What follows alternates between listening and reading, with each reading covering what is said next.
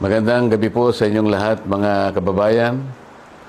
Ngayong araw ay narinig po ninyo ang pagpapahayag at mga deklarasyon at testimonya ng mga dating sundalo na nagpasya na magkatipon-tipon kaninang umaga at natapos kani-kanina lang tungkol sa maanumalyang flood control projects na kinapalooban ng maraming pagdideliver ng napakaraming mali-malitang salapi sa iba't ibang mga tao at opisyalis ng ating bansa. Yan po ang sinasalamin sana, mga kababayan, ng dapat na nangyari na inaakala naming huling pagdinig sana ng opisyal na Blue Ribbon Committee na aming sinet noong June 11, 2026. Hindi nga po natuloy yun, mga kababayan, dahil nung matunugan ng ibang mga kasama namin na kami magdadaos uli ng panghuling hearing na lang ng Blue Ribbon Committee, ay sinabi nila na mayroong security threat ang Senado at ang aming mga kawani ay sinabihan nila na mag-work from home na lang. Dahil po sa security threat at nagkaroon po ng napakaraming mga tanod sa Senado at wala naman po kaming magagamit na mga kawani, hindi po natuloy yung June 11 hearing na yon.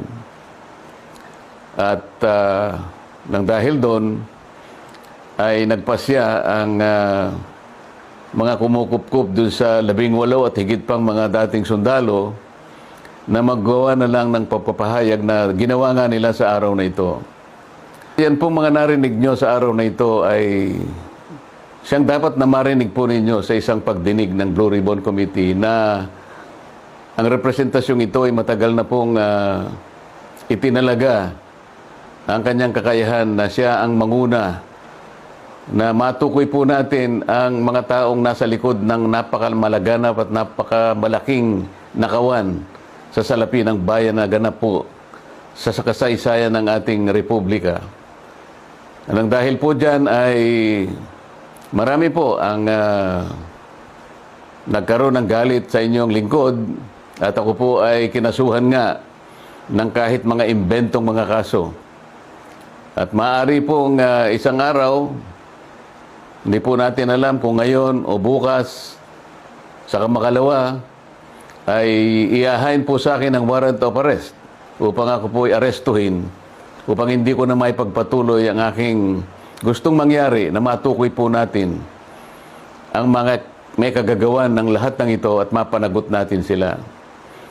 Pero wag po kayong mag-alala kahit ako po ay kanilang maaresto at maipakulong, kagaya na po ng sinasabi ko, ay hindi po tayo titigil hanggat hindi po natin natutukoy ang mga taong ito dahil kayo po talaga ang dapat pagsilbihan namin. Interes po ninyo ito. Huwag kayong mawawalan ng loob at huwag kayong mawawalan ng pag-asa. Pansamantala lang naman siguro ang hindi tayo magkikita ng harapan. Ngunit dahil po sa ating pakikipaglaban, alang-alang po sa interes ng ating bansa, ay kailangan tayong magkaisa. Sa tulong po ng Panginoon Diyos, magtatagumpay din po tayo.